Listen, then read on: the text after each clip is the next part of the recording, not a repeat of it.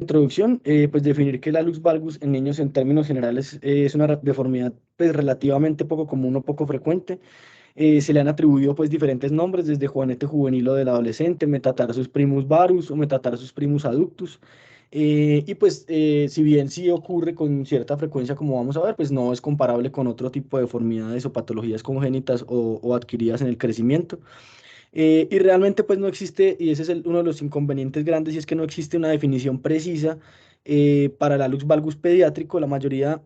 define que debe haber presencia de placa de crecimiento abierta, y en la mayoría de definiciones está implícito esto. Sin embargo, algunos autores incluyen pacientes hasta de 20 años aún con fisis cerradas, debido a que, pues digamos, la deformidad incluye una diversa naturaleza de fenómenos plásticos sumado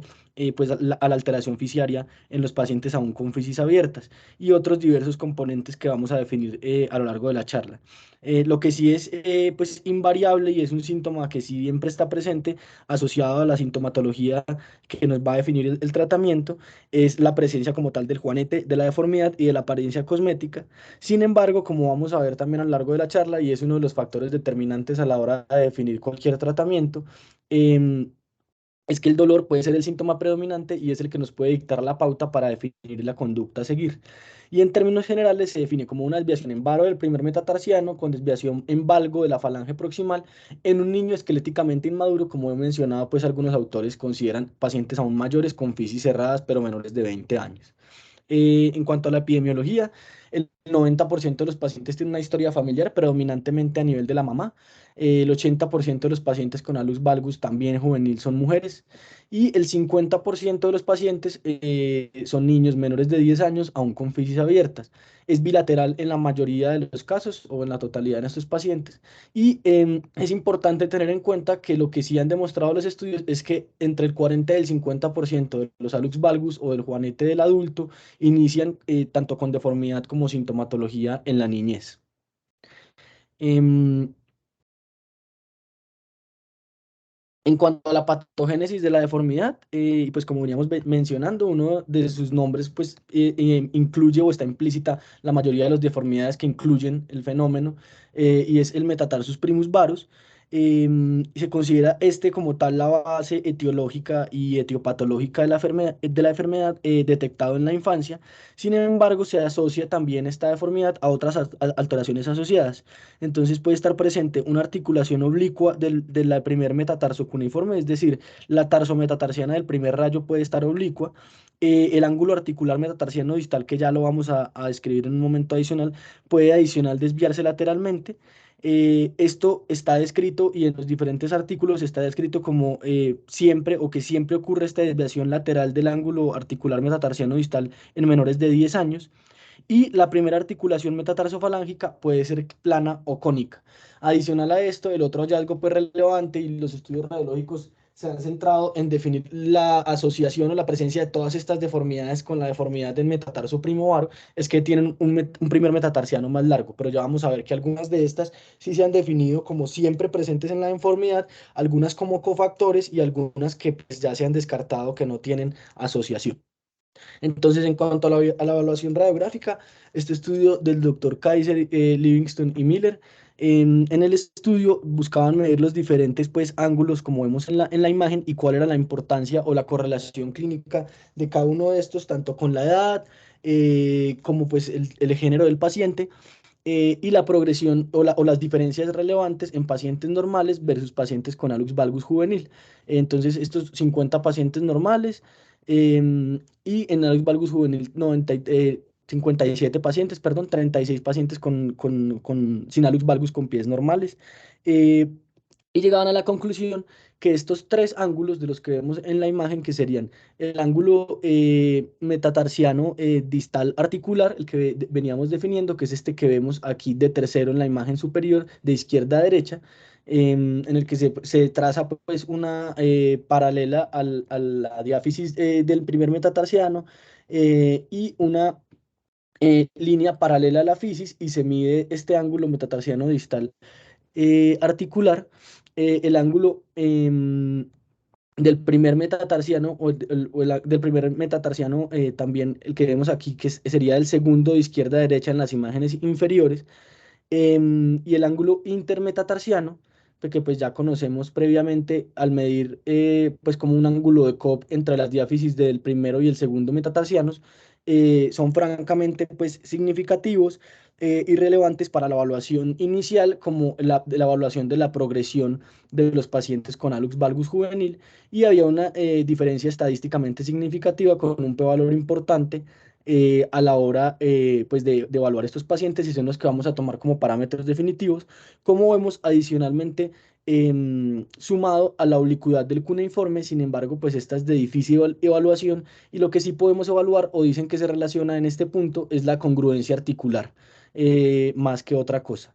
En cuanto pues ya a la toma de decisiones, también importante evaluar la presencia o no de fisis abiertas, como vemos aquí pues en la imagen también era relevante, y pues ellos medían algunos otros ángulos. Sin embargo, descartaron que tuvieran una relevancia estadística a la hora de evaluar los resultados. Siempre tener en cuenta que sí se evalúa con frecuencia el ángulo de hallux valgus, o el que nosotros conocemos como ángulo metatarsofalángico, y también se describe puntualmente a la hora de clasificar al paciente, y nos va a permitir tomar alguna decisión de tratamiento en pacientes ya con pues, estadios avanzados de la patología o sintomatología predominante, que como vamos a ver va a ser uno de los factores más importantes. Entonces, como veníamos mencionando, en cuanto a la patogénesis, la deformidad ósea también va a estar influenciada o va a ir cambiando de acuerdo a los vectores de fuerza que realizan los tendones asociados. Entonces, a medida que que el hallux valgus o la deformidad va predominando, el hallux con un pie en pronación, o empieza más bien a pronarse el hallux del pie, y los sesamoideos se van a ir pues lateralizando por los tendones flexores cortos y aductores.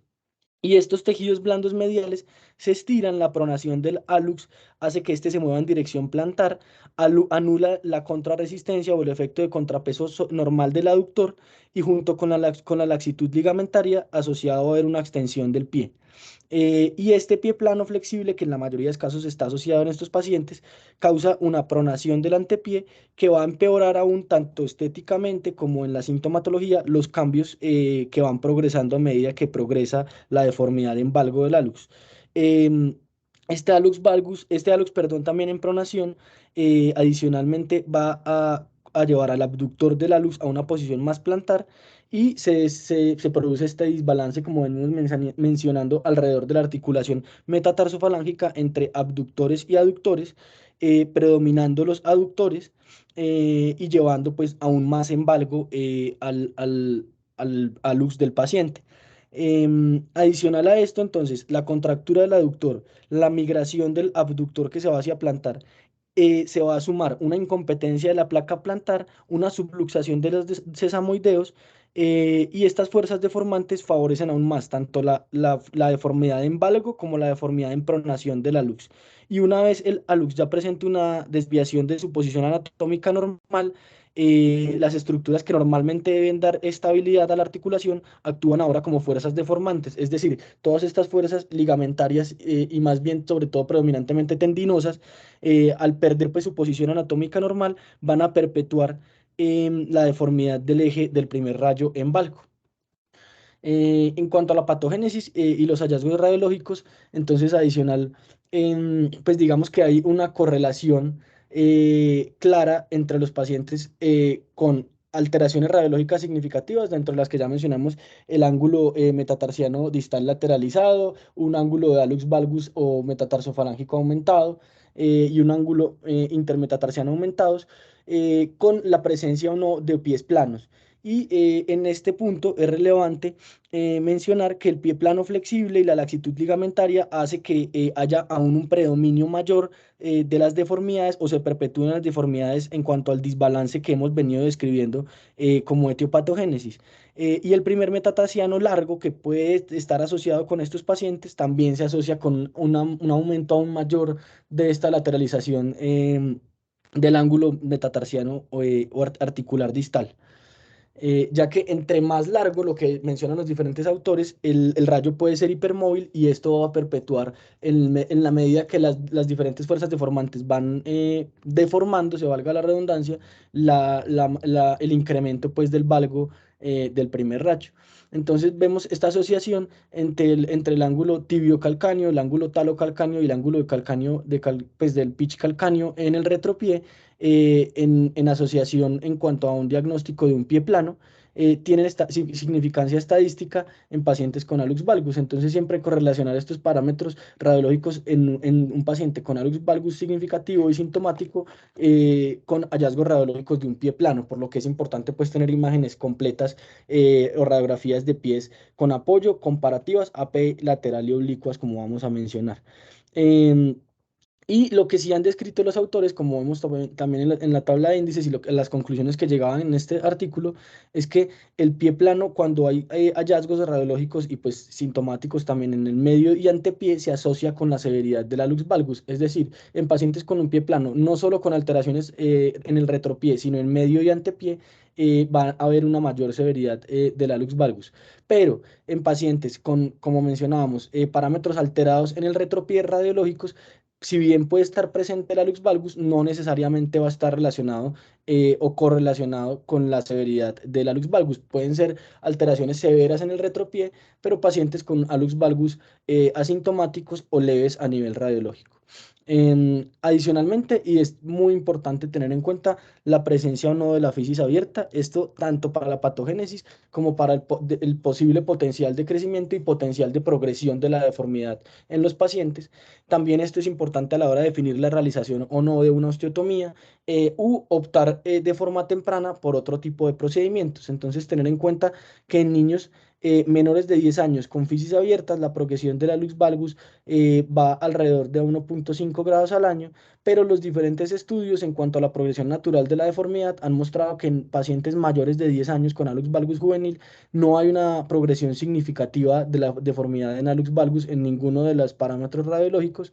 eh, en términos generales. Por lo que digamos, esta medida o este punto es el que se ha tomado como al definitivo para la toma de decisiones en el paciente, y es que sea menor o mayor de 10 años, por un lado, sumado a la madurez esquelética y la presencia o no de una fisis abierta. Em,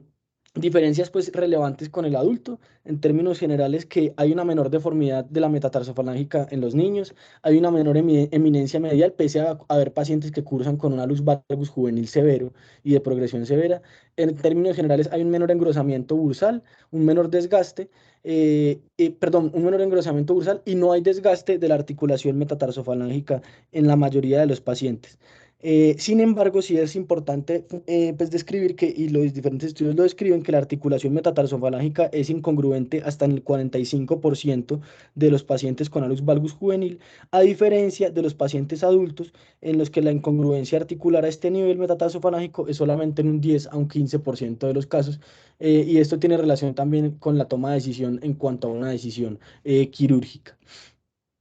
En cuanto al examen físico, pues simplemente para mencionar, como siempre, debemos realizar un examen físico completo, como veníamos describiendo,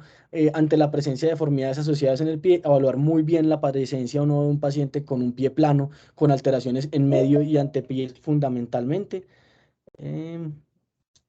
¿Eso alguien más? Listo. Perdón, estaba aceptando al doctor Galván. Bueno, deformidades asociadas, entonces un pie plano asociado, un hallux valgus interfalángico que también requiera algún tipo de intervención, la presencia no de un metatarso aducto, y pues ya con el avance de la patología y de la deformidad, la presencia ya de zonas de hiperkeratosis, zonas de presión, y es fundamental definir si el paciente corrige o no pasivamente la deformidad. em, ya que esto nos permite pues, evidenciar si es un hallux valgus flexible o rígido, determinar también si el pie plano es flexible o rígido, y muy importante, como veníamos mencionando, en cuanto a estas zonas de hiperkeratosis, identificar en qué lugar se están localizando, ya que esto indicaría si hay o no presencia ya de transferencia de la metatarsalgia, es decir, si las zonas de callosidad o hiperkeratosis ya están presentes en las cabezas de algunos de los otros metatarsianos. Em, Debe anotarse también o evaluarse la posición y el ancho del pie cuando se corrige si el hallux valgus es corregible versus no corregible. Y siempre, como mencionábamos, identificar otras deformidades asociadas adicionales como el hallux valgus o el hallux interfalángico y el metatarso aducto. En cuanto a la radiografía, pues ya hemos mencionado los diferentes ángulos descritos, los que tienen más relevancia, pero siempre para la evaluación de estos tener en cuenta que deben realizarse una radiografía SAP con apoyo del pie y la radiografía lateral nos va a permitir hacer un estudio complementario y evaluar como tal el pie plano y las deformidades asociadas al pie plano, sobre todo en cuanto a medio y antepié, ya que como mencionábamos, esto puede ayudarnos a predecir la severidad de la luz valgus. Tener muy importante, como mencionábamos, la incongruencia articular metatarsofalángica, que en niños pues es hasta en un 50, 40, 45, 50%, y pues es ahí también donde debemos impactar. Entonces, en cuanto a las medidas radiológicas y los ángulos descritos, los más relevantes pues o los que han demostrado en los estudios que tienen significancia estadística tanto para diagnóstico como para predicción de la severidad de la patología. Entonces, el ángulo de hallux valgus o el ángulo metatarsofalángico, como lo conocemos nosotros, idealmente en niños menor a 15 grados, el ángulo intermetatarsiano menor a 10 grados también en pacientes pediátricos. Esto pues aplicado a niños con fisis abiertas menores a 10 años, decían ellos. El ángulo metatarsiano articular distal, que como pues ya describimos, entonces es el ángulo formado entre la diáfisis del primer metatarsiano y la paralela en la fisis de este mismo la fisis distal de este metatarsiano, que debe ser menor a 11 grados, y siempre tener presente la evaluación de la congruencia articular a nivel radiológico. Y con estos ángulos, pues digamos que se han establecido diferentes clasificaciones para el manejo de la lux valgus en el juvenil y adolescente. Y de acuerdo a la clasificación entre leve o moderado severo, se toma pues algunas decisiones sumado a la sintomatología. Entonces se define como un hallux valgus, perdón, leve o un hallux valgus juvenil leve, un ángulo metatarsofalángico entre 15 a 20 grados, un ángulo intermetatarsiano de 10 a 13 grados y se evalúa en esta clasificación adicionalmente si hay o no presencia de subluxación de los sesamoideos. em, ¿Y cuál es la cobertura de estos? Entonces, si hay una subluxación, pero con una cobertura adecuada o una subluxación menor a un 50%, se considera también un hallux valgus leve. El hallux valgus moderado, con un ángulo metatarsofalágico entre 20 a 40 ya, un ángulo intermetatarsiano de 14 a 20 y con una subluxación de más del 50 hasta un 75% de los sesamoideos, y ya severo con un ángulo de hallux valgus o metatarsofalágico mayor a 40 grados, intermetatarsiano mayor a 20 grados y una subluxación mayor a un 75% de los sesamoideos. Eh, en esta medida, pues en cuanto a algunas definiciones pues, del tratamiento conservador, tener muy presente que en términos generales va a aplicar como veníamos o vendríamos a describirlo, hemos descrito en pacientes con pies planos valgos flexibles, y es que en pacientes asintomáticos con hallux valgus leves no se hace nada y no hay ningún tratamiento pues, que haya mostrado algún resultado significativo. Em, si hay una bóveda anterior amplia, sí se debe hacer una recomendación del calzado en cuanto a que sea un calzado amplio en el medio y antepié, pues sobre todo para evitar zonas de presión en el paciente y zonas de hiperkeratosis. Y si hay asociado un pie plano valgo flexible asintomático, pues se recomienda así el uso de las plantillas que ya hemos venido describiendo previamente en charlas de pie plano, con un realce escafoideo y una cuña posterior interna ajustado a la edad. Esto con el objetivo adicional, pues en el caso de pacientes con hallux valgus asociado, de corregir la pronación del antepié, lo que va a permitir en cierta medida corregir la pronación del primer rayo, y que no haya un aumento de la presión del calzado sobre el antepié y sobre las cabezas de los metatarsianos. Las férulas, pues anti-hallux valgus, que son popularizadas y descritas con frecuencia en adultos, realmente en niños no tienen una evidencia estadística significativa, pero pues tampoco están contraindicadas, y pues hay algunos autores que describen su uso, pero sin ningún tipo de evidencia hasta hoy. Em, este esquema descrito por el doctor Groiso en cuanto a un abordaje pues para un manejo conservador del paciente con hallux valgus juvenil, pues era lo más cercano a un protocolo, y era en 56 pacientes el uso de una férula termoplástica para hallux valgus o es similar pues a una férula en silicona, em, que nosotros conocemos como el espaciador de silicona. eh, este pues sí con una base como vemos en la imagen adicional, ya que hay espaciadores que simplemente viene el pedacito de silicona entre el primer y el segundo metatarsiano, pero este con una base que va por medial y da pues digamos mayor estabilidad. Y con esta férula, un protocolo con esta férula termoplástica de ejercicios pasivos y activos, con resultados en pacientes, pues 49 pacientes en cuanto al ángulo de hallux valgus o el ángulo metatarsofalágico, refirió o presentó unos resultados en los que había una mejoría en 28 de los 49 pacientes de 6 grados, 14 de los pacientes pues, con resultados iguales y empeoró en 7 de estos pacientes hasta 5 grados y el ángulo intermetatarsiano en 28 pies medido mejoró en 10, 3 grados, igual en 13 pacientes y empeoró en 5 unos 3 grados. Digamos que la principal crítica que hay a este estudio es que no hay una descripción clara de la clasificación de los pacientes y lo que se sospecha o pues juzgan algunos es que la mayoría de pacientes eran hallux valgus leves o moderados, no severos, y los que empeoraban eran pacientes que inherentemente iban a empeorar independiente de cualquier tratamiento y los que mejoraban eran hallux valgus leves o moderados que también iban a mejorar independiente de algún tratamiento. Sin embargo, pues con estos resultados el doctor Groiso recomienda este esquema de manejo y sugiere el uso de una férula termoplástica ya que hasta un 50% de sus pacientes mejoraron la deformidad. Eh, con esto pues presente, simplemente para el manejo conservador, tener en cuenta que no está contraindicado el uso de ninguna férula, más si el paciente no le molesta y no genera una incomodidad, pero pues el resultado o la utilidad son simplemente en pacientes con hallux valgus leves con síntomas presentes. En cuanto al tratamiento quirúrgico, de igual manera, pues la toma de decisión es muy compleja, inclusive con la clasificación en pacientes pues con hallux valgus severos, digamos que no habría duda, eh, pero el principal inconveniente a la hora de la toma de decisión es que no hay una correlación clínica entre la deformidad clínica o radiológica y el grado de dolor que viene a ser el principal síntoma limitante para el paciente. Por lo tanto, la deformidad en muchos casos no es como tal una indicación para el tratamiento y el principal síntoma de severidad y el que define pues la toma de decisiones y hace que inclusive pacientes con hallux valgus moderado que uno en principio consideraría no operar sean llevados a tratamiento quirúrgico de ser necesario, es el dolor. Y es allí, pues, digamos, este factor que nos definiría, sumado a las deformidades clínicas y radiológicas, la toma o no de una decisión quirúrgica. Y en esa misma medida, pues, cuando algunos pacientes no tienen síntomas clínicos, no hay dolor ni molestias, no hay zonas de percoratosis, aún con hallux valgus, pues, que ya van pasando de moderados a severos y no desean ningún tipo de tratamiento de su deformidad, también es una opción dentro de la toma de decisiones y pues se debe hacer una toma de decisiones consensuada con el paciente y puntualmente en nuestro caso con los familiares. Em, ya en pacientes pues con dolor franco asociado a la deformidad, pues allí es donde tenemos una indicación clara del procedimiento quirúrgico. Y en cuanto al tratamiento quirúrgico, algunas generalidades siempre en los diferentes estudios que vamos a ver y las diferentes técnicas quirúrgicas descritas, lo ideal em, es esperar o tratar al menos de esperar hasta la madurez esquelética. em, ya que esto evita recurrencias. Hay unas tasas descritas de recurrencias en cuanto a realización de osteotomías tempranas antes de la madurez esquelética hasta en un 70%. Se describe que osteotomías del primer metatarsiano, proximales o distales, las tasas de recurrencia han oscilado en un rango entre un 20 y un 40% en pacientes jóvenes con fisis abiertas. Por lo que lo ideal es no, o pues no llevar a estos pacientes aún con fisis abiertas a procedimiento quirúrgico, además que la sintomatología puede progresar. Em,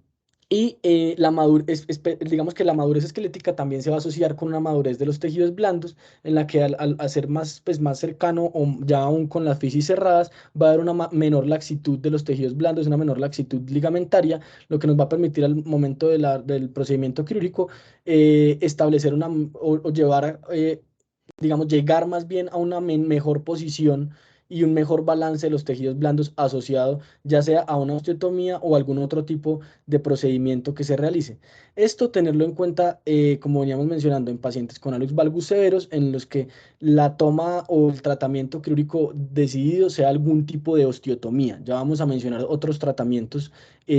pues que son ideales con fisis abiertas y que son de forma progresiva ya con crecimiento guiado. Y pues siempre tener en cuenta que el riesgo de diferir la cirugía, uno, el potencial de progresión de la deformidad y dos, en procedimientos en los que requiramos la fisis, como tal, pues en procedimientos de crecimiento guiado, pues si se difiere la cirugía, pues van a perder cierta utilidad. En cuanto al tratamiento quirúrgico, se han descrito más de 130 procedimientos para el manejo de esta patología que entran en cuatro categorías básicas. Procedimientos o cirugías de tejidos blandos, la fisiodesis como tal, que como ya vamos a describir, están descritos estudios tanto de fisiodesis definitiva, ya cerca al cierre de la fisis de crecimiento, o acerca de la madurez esquelética, y procedimientos pues con fisiodesis temporal con tornillos, las osteotomías proximales o distales del primer rayo, o ya osteotomías pues a nivel más proximal, a nivel del medio pie en hallux valgus severos, pues que estos vienen pues de los procedimientos de adultos, y o procedimientos combinados en asociación. Por lo que vamos a ver que contamos con un gran arsenal, pero esto también hace aún más difícil la toma de decisión a la hora del procedimiento quirúrgico. En cuanto al manejo de tejidos blandos, está descrito el procedimiento de McBride modificado. Em, digamos que se describe como una liberación o transferencia del aductor del hallux, una liberación de la cápsula lateral, y una aplicatura adicional de la cápsula articular medial y una decisión del sesamoideo. Esta pues digamos que no está indicada como estándar en todos los pacientes, sino de acuerdo al grado de subluxación. Esto indicado sobre todo en hallux valgus incongruentes. De forma aislada ha mostrado recurrencias de hasta 29 a 75% y de forma aislada solamente utilizada en hallux valgus moderados, inclusive más hacia lo leve que a lo severo.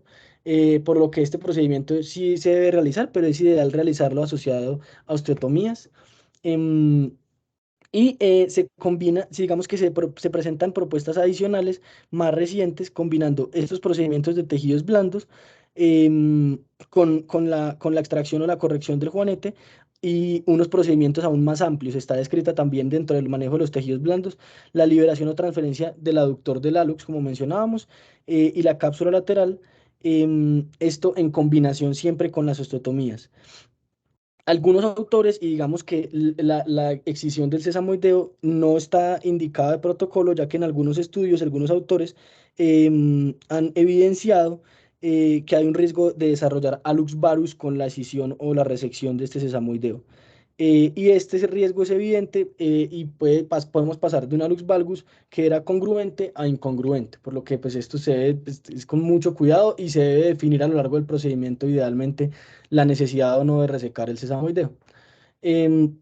en cuanto a los procedimientos de fisiodesis, la fisiodesis inicial, pues, para Lux valgus fue escrita por el doctor Davids en el 96, en este artículo que vemos en la imagen, y la capacidad de la corrección depende del potencial de crecimiento del paciente y a qué edad se realice la fisiodesis. Este procedimiento inicialmente descrito por Davids y Breyer en cuanto a una fisiodesis definitiva, por lo que de acuerdo a la magnitud de la deformidad se realizaba lo más cercano o lejano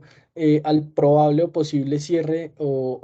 digamos, madurez esquelética del paciente y cierre fisiario. Sin embargo, pues con la dificultad de que, pues si bien uno trataba de predecir en cuál era el momento ideal, pues muchas veces o quedaba faltando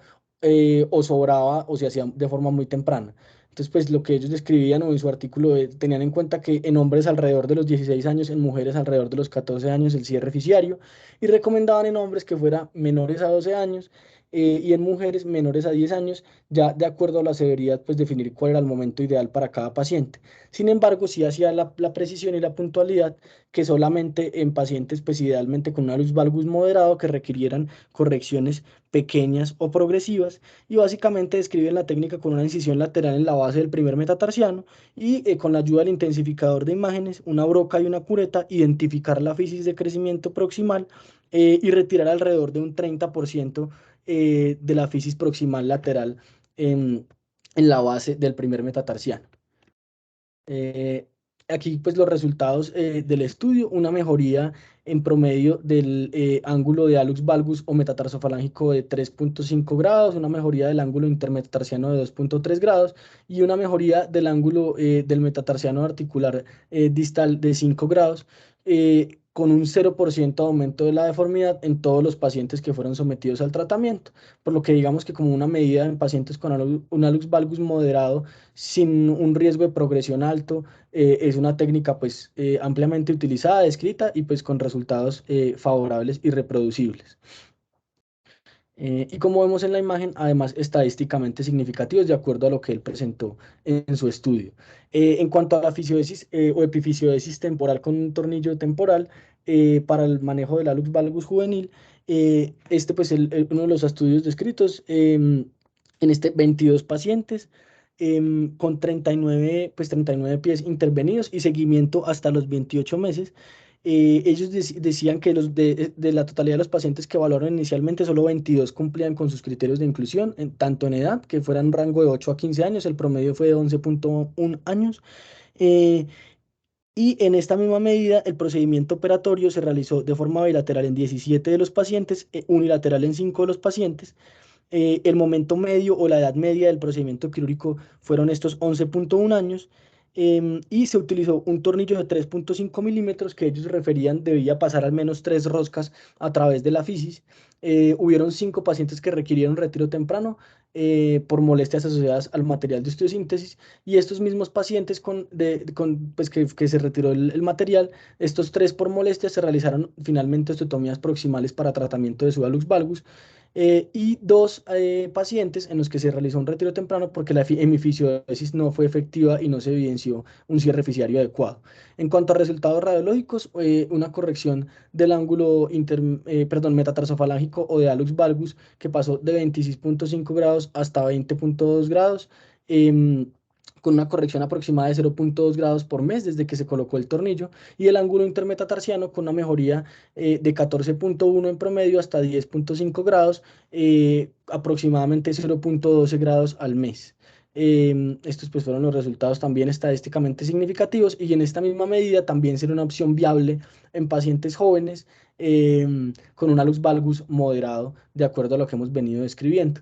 Está también descrita la epifisiodesis o hemiepifisiodesis combinada, en los que pacientes con un muy cercano, pues muy cercanos al cierre fisiario y muy cercanos a la madurez esquelética, se opta por realizar la fisiodesis definitiva a nivel lateral, y la fisiodesis con el tornillo, con una corrección aún mayor, pues estadísticamente significativa de la deformidad, de nuevo para pacientes con hallux valgus moderado, y mejorías considerables estadísticamente significativas, y pues digamos que es un procedimiento, como ellos describen, que es equiparable, reproducible en cualquier centro, con buenos resultados en pacientes con hallux valgus moderado. Entonces contaríamos con esas 3 herramientas en cuanto a la fisiodesis. Hallux valgus moderados, pero que esperamos no tengan un potencial de crecimiento considerable, solamente una fisiodesis definitiva lateral, la fisiodesis transitoria medial con el tornillo, o la combinación de los dos procedimientos. Esto pues digamos en cuanto a los procedimientos de crecimiento guiado, y como veníamos mencionando, ideales en pacientes aún con potencial de crecimiento esquelético, fisis abiertas, de forma relativamente temprana con hallux valgus moderados. Ya entrando pues en pacientes con hallux valgus severos, tendríamos que optar a procedimientos quirúrgicos de mayor magnitud. em, y entraríamos a hablar de osteotomías. Entonces, dentro de estas descritas está inicialmente la osteotomía de Mitchell. Se realiza una osteotomía a 2 centímetros de la articulación metatarsofalángica, como vemos en la imagen aproximadamente, a nivel distal. Está también descrita, utilizada para hallux valgus leves a moderados. De acuerdo a lo que describimos de la fisiodesis, pues sería en pacientes en quien ya no es una opción una fisiodesis, o ya es más hacia lo moderado severo que moderado leve. eh, o tienen ya un cierre fisiario pues temprano, y no es útil realizar algún tipo de procedimiento de crecimiento guiado. Hay una mejoría, pues se indica en pacientes, perdón, con un ángulo metatarsofalágico menor a 30 grados, un ángulo intermetatarsiano menor a 17 grados, en hallux valgus incongruente en cuanto a la superficie articular metatarsofalágica, siempre asociar procedimientos de tejidos blandos como el McBride, y está contraindicada esta osteotomía en pacientes con un primer metatarsiano corto, y asimismo con un ángulo articular metatarsiano distal muy alto, ya que hay un riesgo aún mayor de acortamiento, y esto adicional pues va a producir una deformidad asociada en este tipo de pacientes. Las complicaciones pues del procedimiento: puede haber metatarsalgia, necrosis avascular por la zona de la osteotomía, y adicionalmente los pacientes, algunos pueden presentar subcorrección, por lo que solamente se indica en pacientes con hallux valgus leves a moderados. Como mencionábamos, se realiza una osteotomía a 2 centímetros de la articulación metatarsofalágica, y 2 osteotomías laterales, una de ellas incompleta, y se realiza un desplazamiento lateral del segmento distal que es alrededor o más bien menor a un tercio del diámetro del metatarsiano. O sea, lo que describen los estudios es menor o máximo un tercio del diámetro del metatarsiano. Esto sería equiparable a una osteotomía tipo serie en el adulto, en el que básicamente se corrige también medializando, perdón, lateralizando la porción distal del metatarsiano. Sin embargo, pues a diferencia del SERI en el que se realizan correcciones pues marcadas o se realiza una medialización mucho mayor del segmento proximal o lateralización mucho mayor del segmento distal, pues aquí sí nos recomiendan que sea mayor a un tercio y solamente en pacientes con hallux valgus leves a moderados. En cuanto a los resultados de los pacientes con osteotomía de Mitchell de forma aislada, estos pues no, digamos que en la descripción de estos artículos no hay claridad si se asociaron o no procedimientos de tejidos blandos, pero en términos generales lo que dicen estos estudios es que hay una satisfacción adecuada, 69%, sin embargo hay tasas de subcorrección hasta de un 30%, pacientes con metatarsalgia y dolor persistente hasta un 20, un 30%, y hablan de resultados de buenos a excelentes en un 60, 70%, pero con tasas de recurrencia hasta un 10%. Y es muy importante que estos estudios, pues no hay ningún estudio actualizado con este tratamiento, digamos que esto en términos generales con el advenimiento de técnicas más recientes, y las series son muy antiguas, por lo que no son equiparables a lo que tenemos hoy día, y pues el procedimiento realmente ha venido más en desuso que otra cosa. Ya entrando en procedimientos adicionales, la osteotomía de Chevron, entonces una osteotomía distal, en V, se realiza una V lateral con un vértice distal. eh, Tiene la ventaja de que es más estable que la osteotomía de Mitchell, que es una osteotomía transversa y puede migrar con mayor facilidad, y no produce un acortamiento del primer rayo en términos generales, por lo que hay menos riesgo de metatarsalgia de transferencia a los otros metatarsianos, también con tasas de recurrencia hasta un 20% y solamente en hallux valgus leves a moderados. Esto en cuanto al seguimiento de las osteotomías de Chevron, este es un estudio que evaluó 15 pies con un seguimiento hasta 7 años. em, Algunos o el paciente con un seguimiento mayor hasta 14 años, con resultados negativos completos de todos estos pacientes sin necrosis avascular, una escala satisfactoria de OFAS hasta un 85 de 100 y una satisfacción estética de un 86%, con mejoría pues de los parámetros tanto del ángulo intermetatarsiano como el ángulo de hallux valgus o metatarsofalágico que se mantuvieron en el tiempo, por lo que de nuevo es una alternativa adecuada en pacientes con hallux valgus moderados y es lo que se está utilizando con mayor frecuencia en la actualidad. Ya la osteotomía, perdón, la osteotomía proximal al metatarsiano o al primer metatarsiano, esto ya en pacientes con un hallux valgus más moderado, severo y severo, ya que permite una mayor corrección del ángulo intermetatarsiano. Se realiza una cuña de cierre lateral o de apertura medial. El doctor Zuckerman en su estudio describía que había menor recurrencia con la cuña de cierre lateral que la cuña de apertura medial, ya que había menor colapso con la cuña de cierre, como pues en términos generales uno esperaría. Em, Algunos describen una osteotomía cupuliforme que no altera la longitud del primer rayo. El doctor Mann en su estudio, en su publicación, con esta osteotomía del metatarsiano proximal, ha descrito resultados exitosos hasta en un 95%. Em,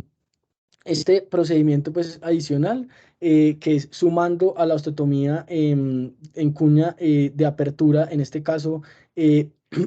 medial, a procedimientos de tejidos blandos, publicado o descrito como el procedimiento de Simmons-Menelao modificado para hallux valgus del adolescente. Es otro de los procedimientos descritos. En su estudio publicaron 20 pies con seguimiento a 3 años. Entonces, el procedimiento incluye tres procedimientos, valga la redundancia, y es una bunionectomía completa, una osteotomía proximal de apertura, como mencionábamos a nivel medial, y un procedimiento de McBride completo en cuanto a los tejidos blandos, definiendo o no la necesidad de la resección del sesamoideo en el intraoperatorio. Pero en términos generales digamos que no estaba indicado, estandarizado en lo que ellos describían, y con resultados de mejoría del ángulo de hallux valgus, que pasaron de ángulos de 31,2 grados en promedio hasta 17,8, el intermetatarsiano de 13,5 hasta 11,3, y un 100% con este seguimiento de sus pacientes de resultados buenos a excelentes. Y estaría, pues, digamos, dentro de las propuestas y lo que estaríamos utilizando hoy día. La osteotomía doble al metatarsiano, entonces descrita por Peterson y Newman, una osteotomía de cierre medial distal y de apertura medial proximal. Esto en alux valgus congruentes permite una mayor corrección, sobre todo en alux valgus severos, pero tener siempre presente que solo está indicada en alux valgus congruentes. En alux valgus con incongruencia articular metatarsofalangica está contraindicado, ya que puede llevar a una superficie articular más incongruente. Es una osteotomía extraarticular y ha mostrado pues también resultados favorables, como vemos mejoría de los ángulos de alux valgus de 38 a 14 grados, intermetatarsiano de 14 hasta 5 grados, con una satisfacción del 86%. Em, y esto, digamos, un estudio que mostraba o comparaba desenlaces en la corrección quirúrgica para esto del valgus juvenil entre osteotomías simples proximales, simples distales y osteotomías dobles. En términos generales, con la indicación adecuada al paciente, definiendo un paciente adecuado entre alux valgus moderado o severo para la toma de decisión de estos procedimientos, no hubieron, perdón, diferencias estadísticamente significativas entre entre los tres tipos de osteotomías en cuanto al ángulo intermetatarsiano o el ángulo metatarsofalangico. Sin embargo, sí hubo diferencia para el ángulo metatarsiano articular distal, em, sobre todo en que fue mejor con las osteotomías dobles, em, comparado con las otras osteotomías, pero de resto pues no hubo diferencia estadísticamente significativa. Y estos fueron pues los resultados que ellos escribieron adicionalmente radiológicos, como vemos. Con la osteotomía doble pues sobre todo escogiendo el paciente adecuado nos va a permitir una mayor corrección del ángulo intermetatarsiano. Sin embargo, el ángulo metatarsofalángico Em, también con el paciente bien elegido, pues va a ser cualquiera distal, proximal o doble con los mismos resultados. Tener en cuenta que las osteotomías dobles a las osteotomías distales pueden llevar a sobrecorrección, sobre todo con un paciente con un ángulo metatarsiano articular distal que ya está alterado, por lo que en estos pacientes sería ideal poderlos manejar con una osteotomía proximal. Y vemos como si significativamente con las osteotomías dobles hay una mejoría significativa también en pacientes con un ángulo metatarsiano articular distal alterado en el preoperatorio.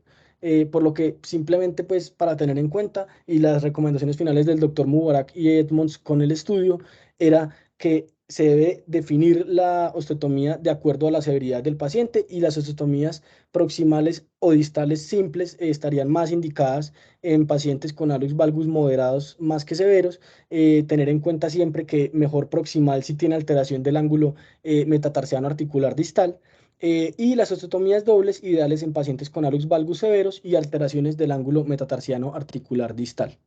En cuanto a la osteotomía tipo SCARF, tener en cuenta que ya es una osteotomía diaficiaria, la ventaja es que va a tener mayor contacto óseo que permite un desplazamiento o deslizamiento en múltiples ejes.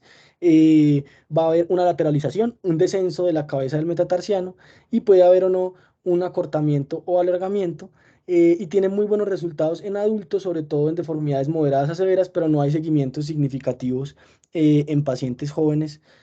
adicionales. Simplemente estos estudios pues que encontré en cuanto al SCARF para manejo del alux valgus juvenil o del adolescente. Este primero incluía 29 pacientes, 39 pies, con seguimientos a 38 meses. La edad promedio de realización del procedimiento fue de 14,1 años, con resultados en cuanto a mejoría pues radiológica claramente útiles y significativos, con una satisfacción tanto funcional como satisfacción estética del paciente muy alta, una OFAS de 94 y 93% en cuanto a satisfacción en general del paciente. Sin embargo, a tener en cuenta que los seguimientos pues no son comparables con lo que hay de seguimiento con las osteotomías previamente descritas, proximal distal, simples o combinada proximal y distal. Y este otro estudio, em, ellos decían que en adolescentes, 21 pacientes, 31 pies, alux valgus severos, pero la edad promedio final del estudio fueron pacientes de 28,6 años, por lo que no, pues aplicaban como tal a un alux valgus juvenil, con una mejoría también del ángulo metatarsofalangico, intermetatarsiano y articular metatarsiano distal considerable, una OFAS que pasó de 58 a 94%, no, 94, perdón, puntos de satisfacción de los pacientes, pero este puntualmente como tal no es equiparable en cuanto a la edad promedio de los pacientes, es muy alta para nuestros pacientes. El procedimiento de Lapidus ya son procedimientos pues, que comprometen adicionalmente de zona más proximal el medio pie. Entonces, una artrodesis cuneo-metatarsiana al primer rayo. Esto cuando hay presencia adicional de hipermovilidad del primer rayo, pues está indicado. Y un metatarso primus varus severo, digamos, un ápex de la deformidad a nivel intermetatarsiano. Se debe asociar con procedimientos de tejidos blandos y está indicado puntualmente en pacientes esqueléticamente maduros, no en pacientes con fisis abiertas, con resultados favorables entre un 77 a 91%. Sin embargo, como tal, tener en cuenta que el procedimiento de Lápidos fue descrito inicialmente para tratar más o como un medio para tratar el metatarsus primus varus, dependiente sobre todo o con un mayor compromiso por un ángulo intermetatarsiano amplio. Y tiene esto que ver con una angulación, como mencionábamos, o en pacientes con una angulación mayor tarsometatarsiana del primer rayo e hipermovilidad de este primer espacio intermetatarsianos. Por lo que solamente alus valgus severos con pacientes con edad esquelética o con cierre fisiario pues ya presente. Eh, y tener en cuenta siempre los pacientes con un hallux valgus patológico asociado, ¿qué quiere decir? Con comorbilidades asociadas, entonces pacientes con alteraciones neuromusculares, tener muy en cuenta los pacientes con parálisis cerebral idiopática, en los que el tratamiento de estos pacientes no va a ser como tal la indicación, la deformidad, sino sobre todo que haya un dolor severo, dificultad para la adaptación a una ortesis o el calzado que el paciente requiera para mantener su pronóstico de marcha, mala higiene de los pies, una marcha patológica ya asociada a la deformidad, o compromiso de las uñas. Siempre en estos pacientes recomiendan hacer procedimientos combinados de osteotomías y tejidos blandos, pero teniendo en cuenta que hay un riesgo alto de recurrencia. Y en algunos de estos, ya con edad esquelética grande, pues con cierre fisiario evidente, se recomienda el manejo con una artrodesis metatarsofalángica. Em, Tener en cuenta que al tener estos pacientes, digamos, discapacidades funcionales asociadas, el tratamiento quirúrgico en ellos solamente está indicado para tratar esta discapacidad, o si el tratamiento quirúrgico va a permitir, o si no se operan más bien, se va a limitar la evolución de su patrón de marcha, se va a deteriorar. Y tener en cuenta que sobre todo los pacientes con hemiparesia espástica son los que tienen deformidades de hallux valgus más severos, esto en relación más con los tejidos blandos por desbalance muscular que por una deformidad ósea o de origen articular. Y por eso siempre las osteotomías asociadas a procedimientos de tejidos blandos. Pues en este estudio, que incluía 29 pacientes, 45 pies, bilateral en 16 de los pacientes, pacientes con parálisis cerebral que requirieron corrección de la deformidad de hallux valgus. La decisión del tratamiento fue pacientes con PC, con dolor en su antepié y eminencia medial tras un tratamiento conservador fallido como zapatos anchos, ortesis adaptables. Se realizaron procedimientos reconstructivos, como mencionábamos, cirugías de tejidos blandos, resección del bunion, em, que serían como un procedimiento de Simmons modificado. Y en estos pacientes se indicó adicionalmente artrodesis de la articulación metatarsiofalángica en 4 de los pacientes, en 7 de los pies, con mejorías significativas en todos los parámetros, tanto radiológicos como clínicos. Pero en algunos pacientes que se realizó solamente cirugía de tejidos blandos, se evidenció una pérdida de la corrección durante el seguimiento, aunque la sintomatología no reapareció de forma pues, predominante, lo que nos lleva a pensar que en estos pacientes la etiopatogenia primordial o la causa primordial de los síntomas vienen a ser los tejidos blandos, y aunque los procedimientos de tejidos blandos aislados no corrijan del todo la deformidad evidente ósea o radiológica clínica, pues sí nos permiten mejoría de los síntomas de los pacientes. Pero en todo caso, ellos recomiendan con estos resultados que si se define tratamiento quirúrgico para el paciente,